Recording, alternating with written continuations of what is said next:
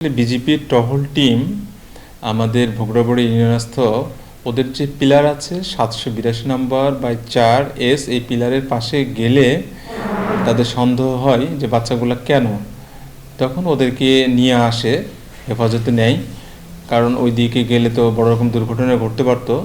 এই বাচ্চাদের সাথে কথা বলে জানা যায় তারা গতকালকে অর্থাৎ 1 তারিখ 2:30 ঘটিকার সময় সীমান্ত এক্সপ্রেস ট্রেনে করে ওরা এই চিলাহাটি পর্যন্ত আসে আর কি, কৌতূহলবশতই মূলত এরা আসে। কিন্তু ওরা যে সীমান্তের কাছাকাছি চলে গেছে এরা হয়তো এই বিষয়টা বোঝেনি।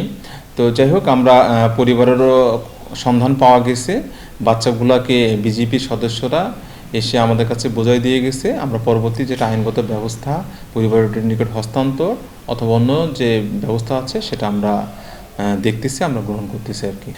একজনের বাসা নারায়ণগঞ্জ, একজনের বাসা হলো সুনামগঞ্জ, একজনের হচ্ছে ঢাকা, এরকম আর কি। এরা 3 জন নাকি বন্ধু বলতেছে।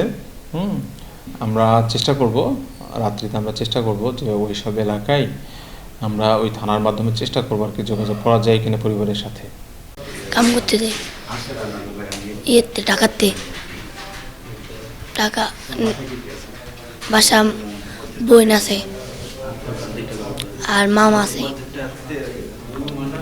মামা আর মা বিদাসী, 3 জন একলাই। সাব্বির, বাসা সিলেট। আমার আম্মু মারা গেছে, আম্মুর নাম হইল রাজিয়া, বাবার নাম হইল আবুল কালাম। এইদিকে কেন আসছো? বাবাই ঘর থেকে বাইর করে দিছে ইন্ডিয়া, বিতে যেতাম আসলাম কামে।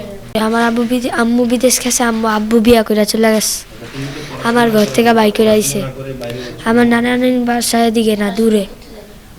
আর আমি রাজশাহী আসলাম এতদিন, ইন্ডিয়া যাইতেছিলাম কাজের জন্য, বিজিবি আম ঘরে আটকাইছে। আমার নাম ইরফান, আমার আব্বুর নাম ইস্তাফিল, আম্মুর নাম আশামণি। আর ঢাকা নারায়ণগঞ্জ আদমজীবী থাকি।